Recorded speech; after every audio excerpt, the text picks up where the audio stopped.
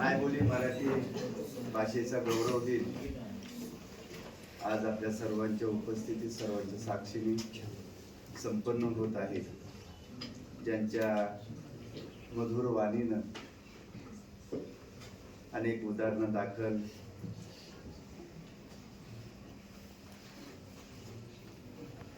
मार्गदर्शन ज्यांनी केलं ते आपल्या महाविद्यालयाचे माजी विद्यार्थी प्राध्यापक प्रकाश साबळे,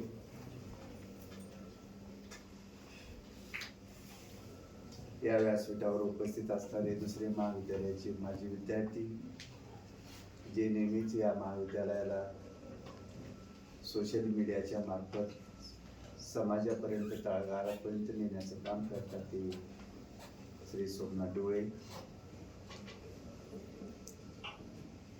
ज्यांनी हा कार्यक्रम आयोजित केला ते मराठी विभागाचे विभाग प्रमुख doctor Navnath Shinde sir, doctor G K. Uditke sir, उपस्थित कला विभागाचे समन्वयक डॉक्टर कौशल मोले सर, माझे सर्व सहकारी प्राध्यापक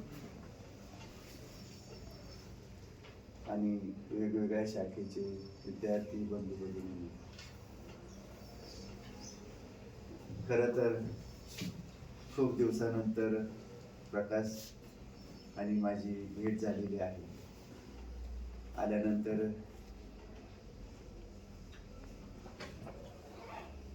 त्यांनी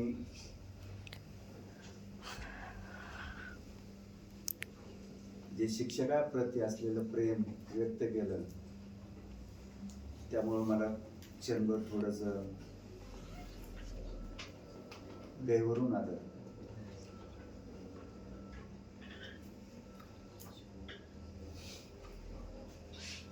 एक वेळेस या महाविद्यालयात ते येऊन गेले होते, परंतु त्यावेळेस माझी बदली कोलार महाविद्यालय इथे असल्यामुळे माझी त्यांची भेट होऊ शकली नाही.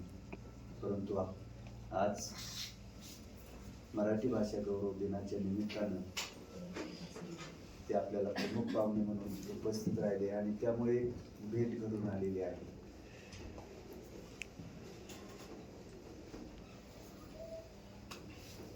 महाविद्यालयाचे हे विद्यार्थी मोठे झाल्यानंतर जो पाहण्याचा आनंद शिक्षकांना असतो तो तुम्हाला कळणार नाही.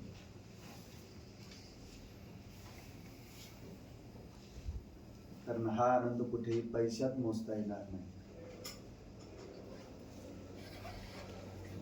हा आनंद वेगळाच असतो. त्यांनी जे सांगितलंय 24x24च्या रूम मध्ये आणि 11 वर्ष हे महाविद्यालय चालवलं, तेही 6 रूम मध्ये. मी त्याचा साक्षीदार आहे, उडितके सर साक्षीदार आहे, निर्मळ सर साक्षीदार आहे, युजी शिंदे सर असते.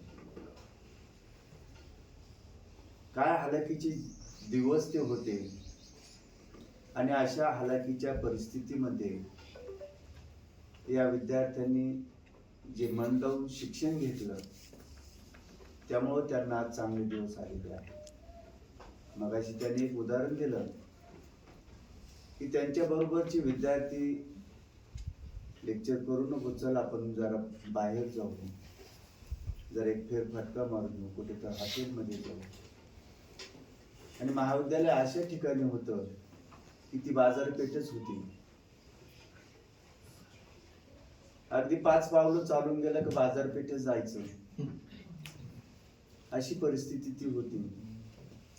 परंतु तुम्हाला सांगायला या गोष्टीचा आनंद वाटतो की असं सगळं असताना सुद्धा त्या काळचे विद्यार्थी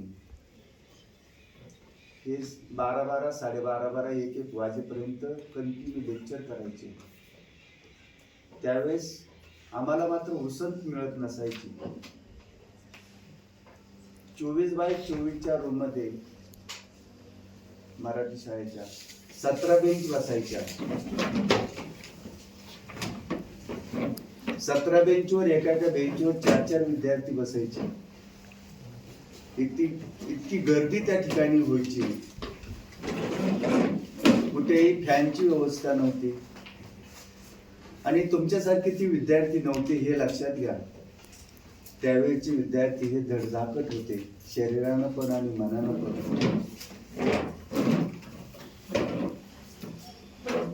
आज या दोन्ही गोष्टी तुमच्यामध्ये दिसत नाही.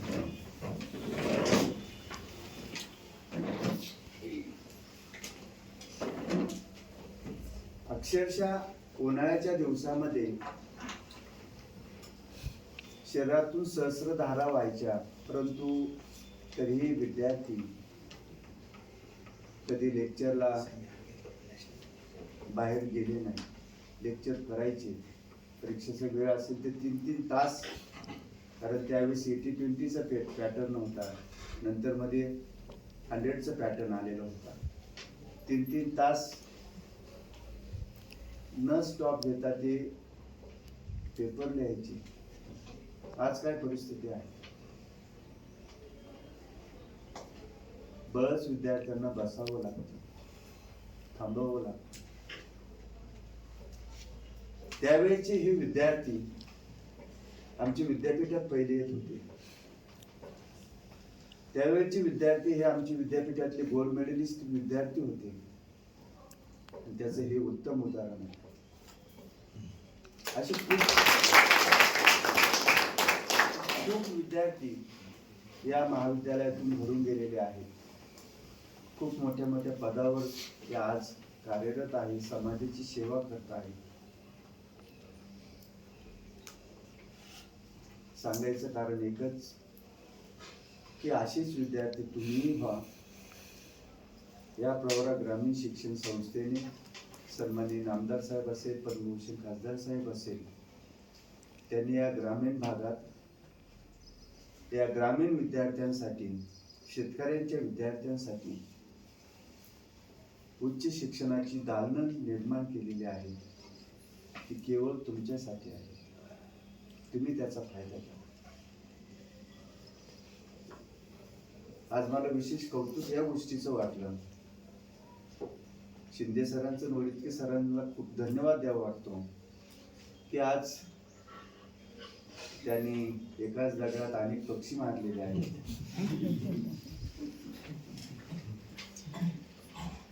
आणि विशेषतः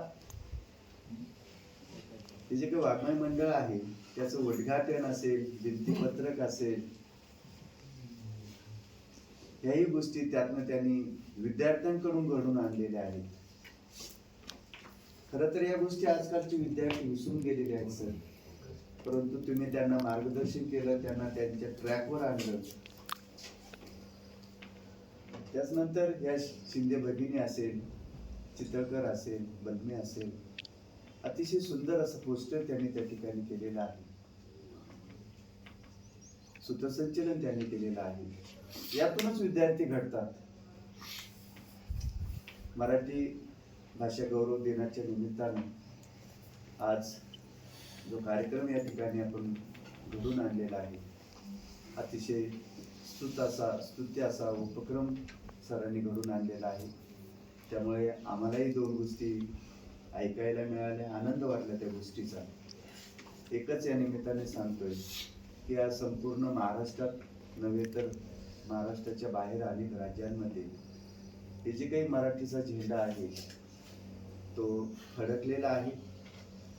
आपण जर मॉरिशस हे नाव जर ऐकलेलं असेल तर मॉरिशसमध्ये जी काही लोक राहतात त्यापैकी 80% पेक्षा जास्त लोक मराठी भाषा बोलतात.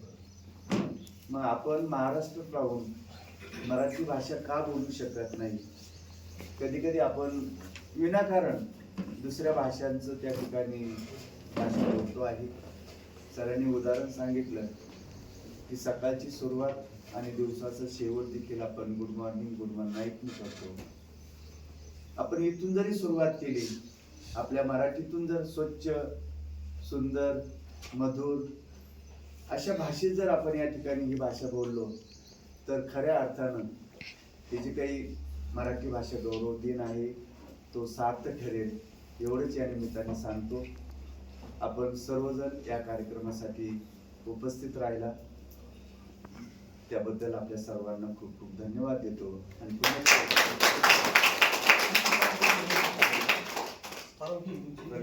प्रकाश साबळे असेल, डोळे असतील, सगळे व्यासपीठावर विराजमान मंडळी असेल, या सर्वांना खूप खूप धन्यवाद देऊन मी माझं अध्यक्षीय भाषण संपवितो.